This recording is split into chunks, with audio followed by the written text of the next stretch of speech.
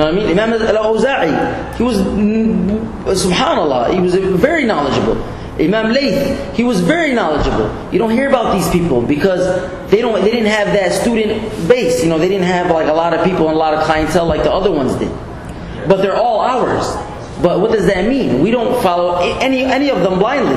Whoever of them came closer to the Quran and Sunnah in their opinions, because they made a lot of opinions. Some of them even made 2, 3 opinions on the same thing, but in different times, after they learned maybe a dalil, or maybe an evidence came to them, or they learned something else, or subhanAllah. So a lot of Muslims always ask the first thing, like, okay, so from what school of thought are you? Right? No, that's wrong. That's wrong because they're all our schools of thought, and they all followed what we want to follow. And none of them called people to be their followers or to be of their students of thought. Never. None of them. SubhanAllah. That's why it's unfortunate that you have, and unfortunately, this was another type of pre-Islamic ignorance, because what do? They blindly follow these people, these individuals. And this is another type of following the fathers and the grandfathers. There's another example of that, because not only is that wrong to follow a person blindly, but it got to the level and it got to the extremality that it got to the point where a Hanafi wouldn't marry a Maliki and a Shafi wouldn't marry a Hanafi. It got to that point where I'm not going to marry you off because you're a Maliki. It got to that point, which is bad, and it even got to some confrontations. Where they got into some beef and they started fighting over it. It's ignorance. It's stupidity. That's what it is, and it's not. That's the shaitan. Yeah, definitely. The shaitan plays, and he pulls the strings, especially with people of ignorance. It's easy for the shaitan to play with them because they are ignorant of the truth. Last question. So we said, okay. The reason I'm asking that, and I don't know, like going on his question, is because there's a lot of books out there, and you really don't know which book is actually giving you the right information. You understand what I'm saying? Because there's so many books out there, and they all have different opinions. Right. And they all go based on all these different schools of thoughts, and they bring all these different chains of hadith and ayahs from the Quran. But how do you know which are the right books that actually provide accurate information? That's a good question. And that's why we learn who our righteous predecessors are, so we can go to their books that they wrote. Okay. Meaning, after third generation, if you want, see, it depends. If we're talking about fiqh, jurisprudence, you go to our 4 imams and before them. Okay. If you want matters of aqidah, in regards to the aqidah, creed, you want me to name explicit books? I can name explicit books, like if you want the books of aqidah. First of all, like if you want, okay, let's mention it in aqidah, for example. In aqidah, for example, there's like very old books that are based upon this aqidah, right? And it's the aqidah of Ahl Sunnah wal Jama'ah. And why do we say that? Is because these people, these scholars, right? These are our righteous predecessors. They wrote these books because at that time, the Muslim Ummah was going like this. It was breaking off into different sects and ideologies. So like Imam Ibn Sirin, he says, when he used to take a hadith from someone, when a person tells me, when a person can come to him and he tells him, the Prophet Muhammad ﷺ said this and this and that, he used to say, Sammu lana rijalikum, meaning, name us your men.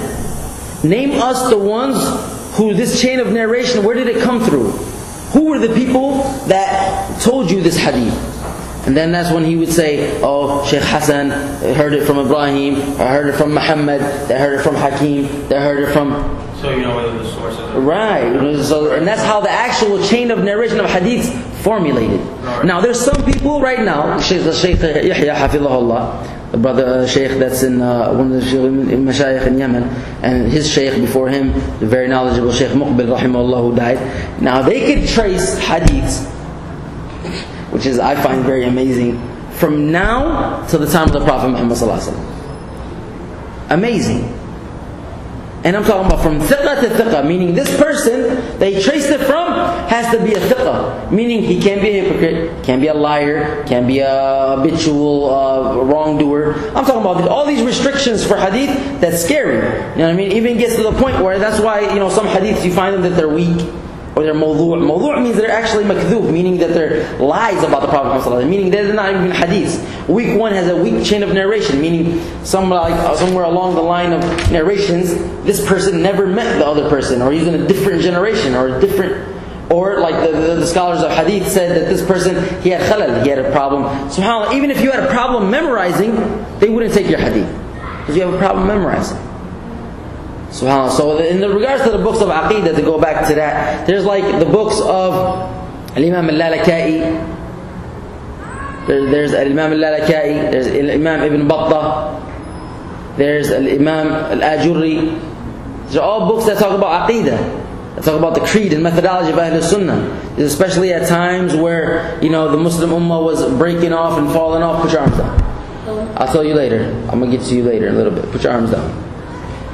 And also in regards, like I said, to the books of, like there's Kitab al-Sunnah, there's the book of the Sunnah, Imam Ahmad, he has the book of Sunnah. There's a lot of books. There's books of, in regards to, like I said, fiqh. There's a good book, fiqh book is called Bulugh al-Maram, Sharh Subul al-Salam. It's also is mentioned by, it was authored by Shaykh al-San'ani. Also there's books by Imam al-Shawkani that are great. There's also books in regards to Tawheed, true monotheism, that were written by like Shaykh Muhammad Abdul Wahhab. Others, Shaykh al-Islam Ibn Taymiyyah wrote a whole chain of books. Shaykh Ibn al-Qayyim, Ibn Sirin, Sufyan Ibn Uyayna, Sufyan al-Thawri. SubhanAllah, there's infinite amounts of people. But see, that's why when you are a student of knowledge, you start recognizing these names from the scholar that you're studying under, or the student of knowledge that is mentioning them to you. So you get familiar with them.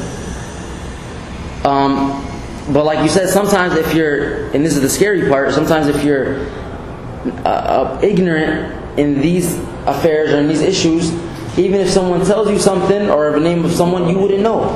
You wouldn't know if he's right. But that's why you would sincerely ask Allah to guide you to the straight path. Especially if you're still not like a legitimate student of knowledge and you don't have this background information. But you go to the sources. You always go back to the sources. And if this source was refuted, or I'm sorry, not to say the source, but if this opinion was refuted by other scholars, what was their refutation?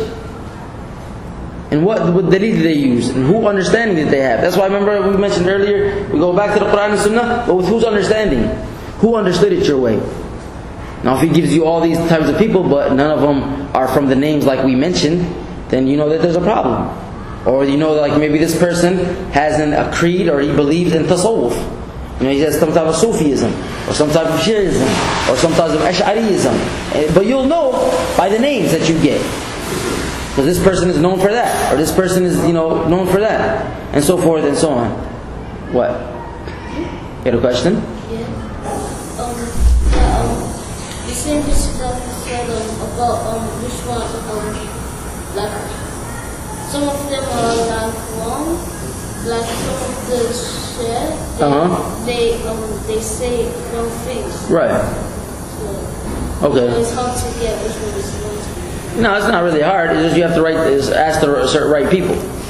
I mean, nowadays, there's mashayikh that are still around, alhamdulillah, that if we have a problem with anything or we need a understanding of anything, we